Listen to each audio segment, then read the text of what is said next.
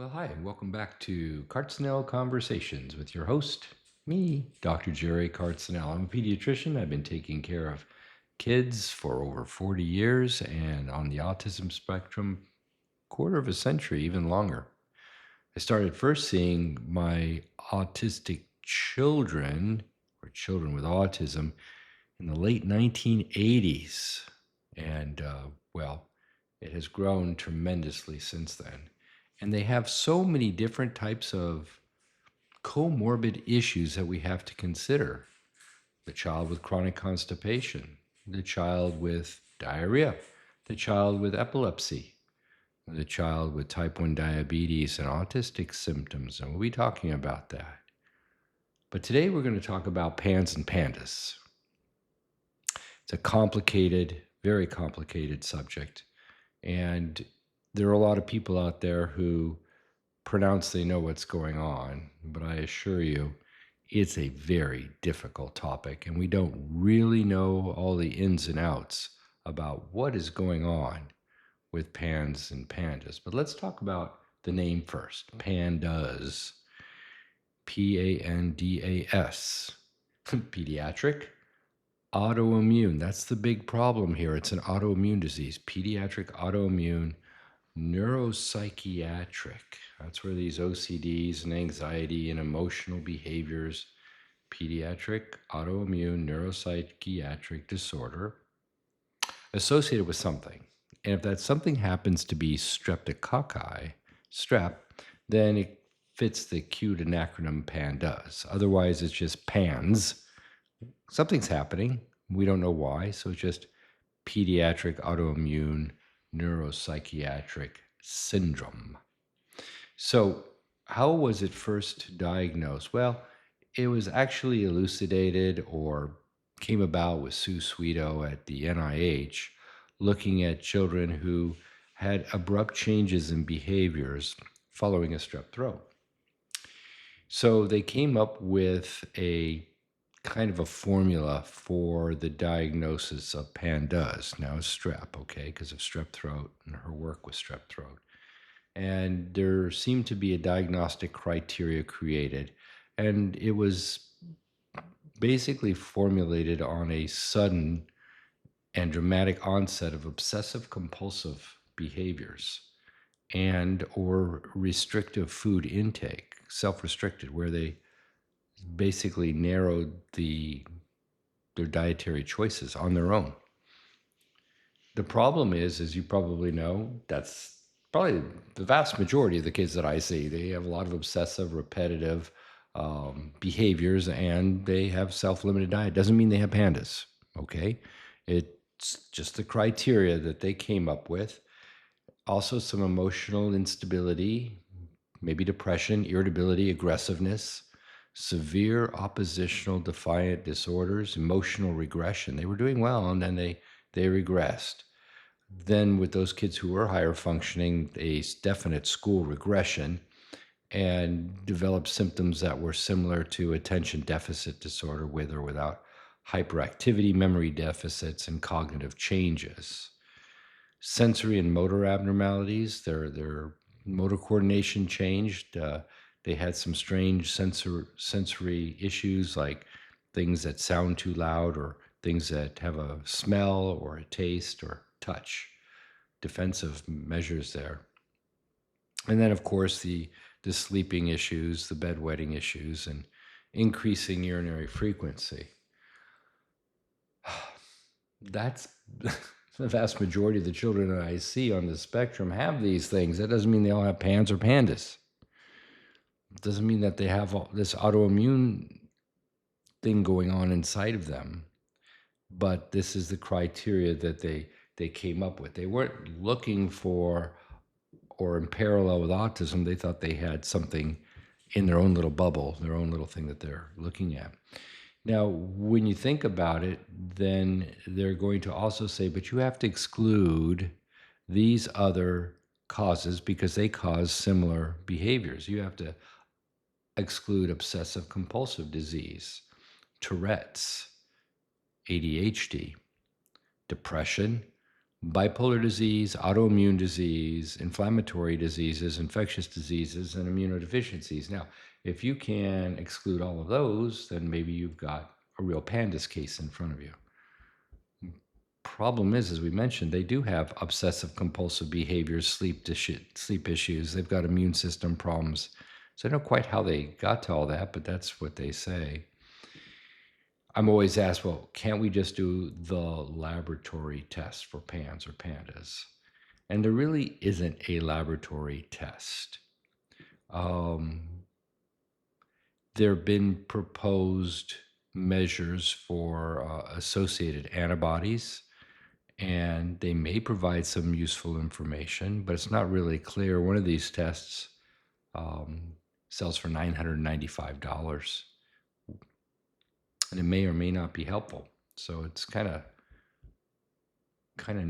difficult to make that test, but we can look for things like varicella virus, Epstein-Barr virus, herpes family viruses, mycoplasma. These are treatable things. Enterovirus, chlamydia, Borrelia, Toxoplasma gondii, and even that SARS-CoV-2. I've had kids who developed some strange behaviors after getting the COVID virus, or influenza virus, or a cold virus. It can develop some very strange PANS-like behaviors following a virus. So what I get is a child who's doing well and gets the influenza A, and then the parents are calling the clinic saying he's regressing. He had the influenza, and now we've lost words and everything. So we have to figure out how to make a diagnosis. Where's this coming from? So there is some laboratory work that I will get. Complete blood count, of course, a metabolic profile, some inflammatory markers called a SED rate and C-reactive protein.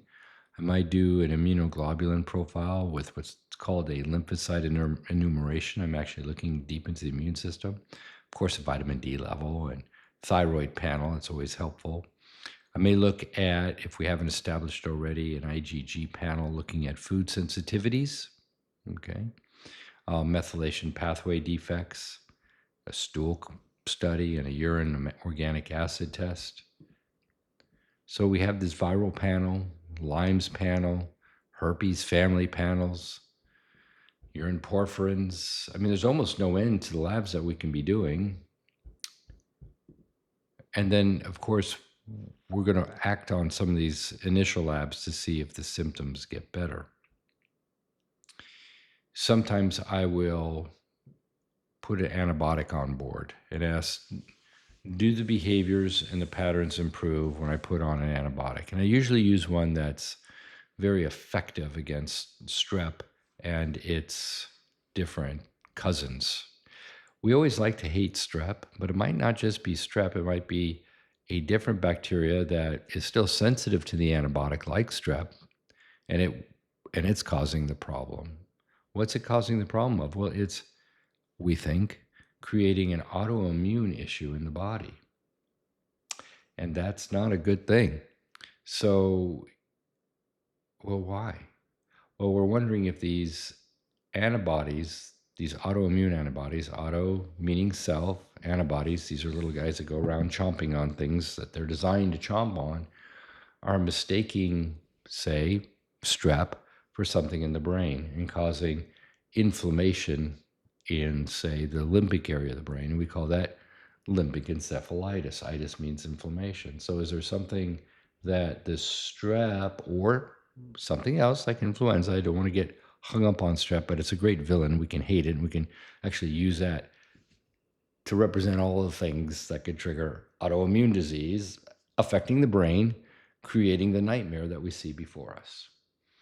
And it seems in some children, if you lower the bacteria count, if that's their cause, their behaviors and all the things that we're looking at improve. Problem is, as soon as you're done with the antibiotic, within a couple of weeks, they grow back and they wreak havoc again. So we're kind of in the same boat. So I've been in conferences where they'll say you have to have these children on antibiotics for like a year. But if you go to that conference, usually that conference is got an hour or two on the gut microbiome. And those folks are saying, to have healthy bacteria in your gut, you can't ever go on an antibiotic. And it's like, do the two of you guys ever talk here at my Lyme's conferences or at my PANDAS conferences or extolling the benefits of long-term use of antibiotics? And yet the microbiome people are saying, we really shouldn't be using antibiotics at all. So the truth is somewhere in between. Okay, so I'll use that as a probe to say, and kind of throw the fishing line out in the pond and see if I get a bite. When I have him on amoxicillin or azithromycin, does she do better? Um, Behaviors are 50, 80% better when she's on this antibiotic, doctor. This is great. Okay, then we have some work to do, and I'll tell you what that is in probably next week. Okay, so then that didn't really work. Doc, the antibiotics didn't work. Okay, are we moving our bowels well? Yep. Are we sleeping well? We don't sleep very well. Well, we have to make sure we sleep well, so I definitely want to make sure we're using melatonin or something else that I use in my clinic to help them sleep well. Do we have any chance of some kind of nocturnal, nighttime epilepsy? Well, then maybe we need to get a 24, 48-hour EEG to make sure we don't have epilepsy. So we're uncovering a lot of potential causes. I wouldn't say simultaneously, but in parallel in rapid succession, because I need to find the cause of the problem pretty darn quick.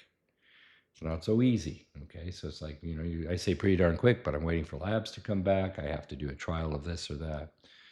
Usually first thing I do is, after we discuss that this potentially could be some kind of inflammatory, neuroinflammatory autoimmune disease, I'll do a trial of Motrin for 4 or 5 days and just give it twice a day, morning and 4 or 5 o'clock in the afternoon, a dose that is good for the child's weight, and see if there's any improvement. You see, ibuprofen, Motrin or Advil, is an anti-inflammatory. And if we have neuroinflammation, it's going to go in the brain and work. And you'll say, oh my goodness, the child is so good on the ibuprofen, Motrin or Advil, that can we keep them on it? Well, in some cases I do. I try not to because it could hurt the stomach, okay, the lining of the stomach, and we get into some problems there. But that's also, for me, a clue. That didn't really help. We tried the ibuprofen, didn't help. We tried the antibiotic, and it didn't really help. We have a lot of lab tests that are coming back. The markers, the biological markers that I'm looking for, don't show anything. And we can really get into it. I mean, there are antibodies for the brain. There's the whole Cyrex, CYREX labs that we could get. There's, of course, the Lyme's panels that we can get. You could spend $2,000 on Lyme's panels and their co-infections. We're pooping great. We're sleeping great. We could even, in some cases, get a spinal tap done and see if there's anything else going on in there, and we can get chromosomes. Still not there. We still can't find it. Well, then I consider putting the child on 5 to 7 days of steroid therapy. Steroids. Steroids work on 3 things very, very, very well. They work on inflammation. They are the anti-inflammatory. Everything's compared to that. Like, for when you get like ibuprofen, that's called a non-steroidal anti-inflammatory drug, NSAID. Well, these are steroids, but they also do another 2 things. They shut down autoimmunity and they shut down allergies. So now we put the child on steroids, and oh my goodness, the child is so much better on steroids. I can't keep him on steroids because it's not good for the body. But it does tell me that we're in the right ballpark. One or more of those 3 things are affecting that child's brain, creating the problems. It gives us a lot of hope that if we can get that under control, that these behaviors will subside and allow the child to continue growing without dragging the the weights of obsessive compulsive ritualistic behaviors, the emotionality, the irritability, and the focus problems, and all this stuff that just drives us nuts as parents, lovingly, of course. But it's like, gosh, I wish I knew who he or she was without all these things. So that is something that I will do too. So, like I say, it's not so much a lab test that you get an aha, this is what it is. There's something that's called marker negative autoimmune disease. That means you still have autoimmune disease, but we can't figure out what it is.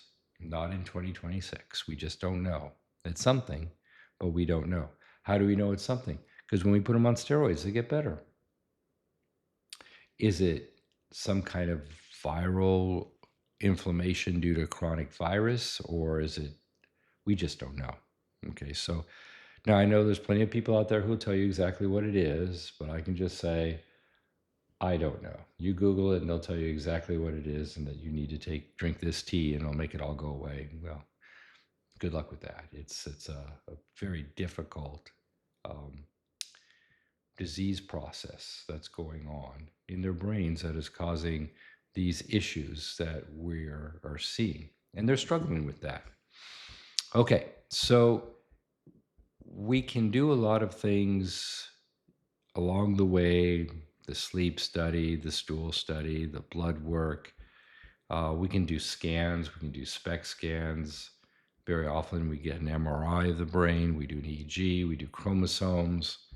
But eventually we're going to get to the steroid and then the consideration of treatments like IVIG, rituximab. But before we get, and I know you've heard about that, but before that, there are things that we can do to see if we can get that immune system to work a whole lot better.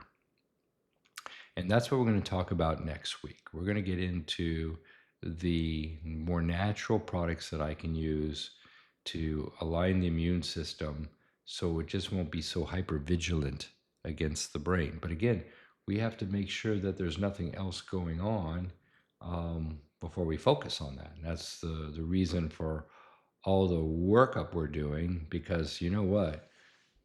It's not going to go away by itself. I wish. Um, I wish it was just a therapy, behavioral therapy or speech therapy that would make the child go better. But remember, as we were talking about getting the whole body back together again, it can heal itself. And we have to take out all the thorns. We have to get our children pooping, peeing, eating, sleeping. They have to be comfortable. They can't be in pain. They can't be backed up with constipation or have diarrhea. We have to get all those things in line too. For the most of the children that I take care of, they have to be off of gluten and dairy. Okay. And there may be some other food groups that are bothering them, whether it be soy or nuts or grains. I have had kids who act like they have pandas while they're eating any kind of grain, even though it's gluten free. And they go on a grain free diet and they get better. Just amazing. But the next kid I do that to didn't help. What's with that? Same symptoms. One gets better on a grain free diet, the other one doesn't. One gets better with an antibiotic and it sticks, the other one it doesn't.